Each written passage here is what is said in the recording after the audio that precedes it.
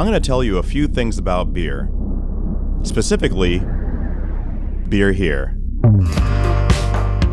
This is the Brooklyn Brewery, located, of course, in Brooklyn.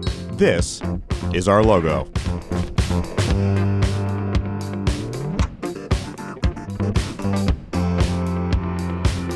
Pretty cool, isn't it? This is our beer. The original recipe was taken from turn-of-the-century Brooklyn. I have since made a few modifications to the recipe myself. I'm the current brewmaster. But hold up. First, I want to tell you about our beer.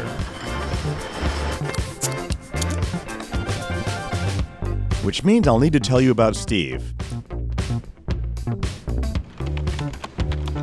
And Milton.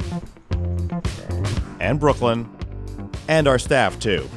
Don't worry, I talk fast. In the early 80s, Steve led the romantic life of a foreign correspondent in the Middle East, accompanied by his wife Ellen, and subsequently his two children, Sam and Lily. Good beer was not only hard to come by in the Middle East, it was often illegal. So a friend lent Steve this.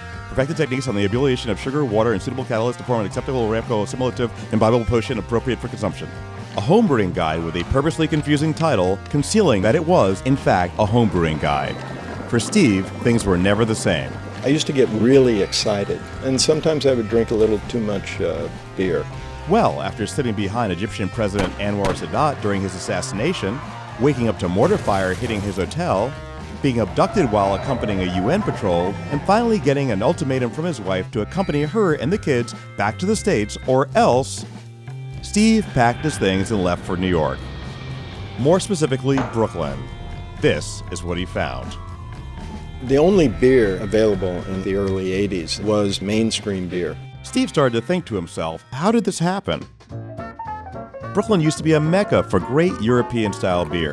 In 1898, there were 48 breweries in Brooklyn, clustered around the areas now known as Williamsburg, Greenpoint, and Bushwick. So what happened? Prohibition. Not one of the great European-style breweries survived. In 1976, the last of the breweries in Brooklyn, Schaefer and Rheingold, finally closed their doors. Doesn't taste so good, does it? At the time, Steve was working as an assistant foreign editor at Newsday, and he had a vision of his future. We wanted to bring brewing back to Brooklyn and make a beer that Brooklyn could be proud of. So Steve kept on homebrewing with the help of his neighbor, Tom. Tom was assistant vice president, moving up the ranks at the Chemical Bank. Tom thought it was a ridiculous idea. Some people will look at the name and they say, Brooklyn beer, what's that? Brewed in the Gowanus water? He had studied the beer industry. He knew the big guys were getting bigger and the little guys were being driven out. Yes, I know because I was a home brewer myself. First time I saw Garrett, I was flabbergasted. He was wearing a cape. It was a 19th century French lieutenant's greatcoat, not a cape. Oh, okay. Potter's a banker, or was, until Hindi convinced him to bring beer back to Brooklyn. These are nice and fresh. So they both quit their jobs and took the first steps to starting their brewery. Steve, being like most journalists, totally unintimidated about approaching anybody for a scoop, approached arguably the best designer in New York City. He says it was hard to see me. I think that's nonsense. When I called his office, this woman, Eva, answered the phone. She wasn't going to let me talk to Milton. I'll see anybody who walks in off the street. Eva was very officious, like a commissar. I think it's part of his mythology. Milton not only designed the iconic logo we use to this day, but he gave Steve and Tom some sound advice as well. I wanted to call it Brooklyn Eagle Beer after the newspaper edited by Walt Whitman. Of course. I said, forget the ego. Why take a bird when you can have the burrow? Steve listened. He was right. Steve believed the borough was on the verge of a renaissance. I don't think anyone envisioned all these hotels going up all around us. The artists were the real pioneers in this part of Brooklyn, and artists drink a lot of beer. The word of mouth, of course, was spectacular. May New York never again be without a brewery. 1, 2, 3. He has an honest job now. And brewing was brought back to Brooklyn. And Steve and Tom chose to do it in Williamsburg. In fact, someone once proclaimed, Steve and Tom helped make Williamsburg hip. I'm not sure Mayor Bloomberg is the guy to be defining hip, but I'm glad he said it.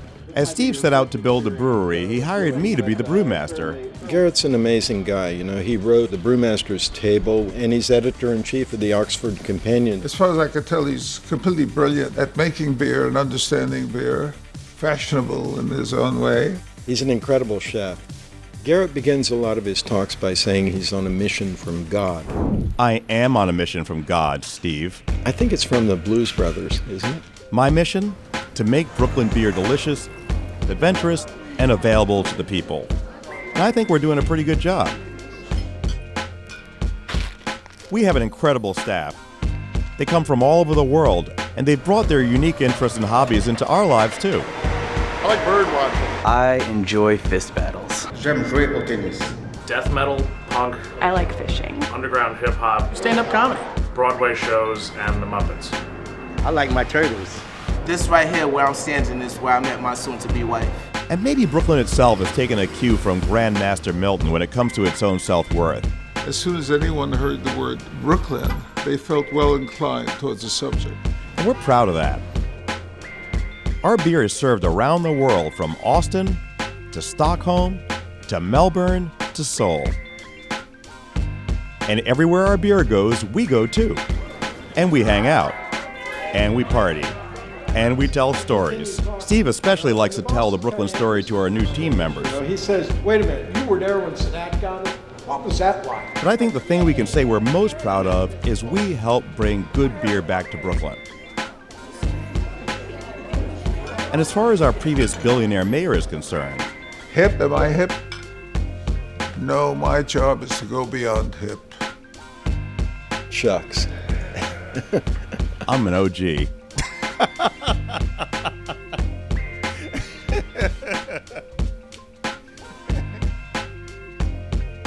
can just like reach over, look at it, and then put it back.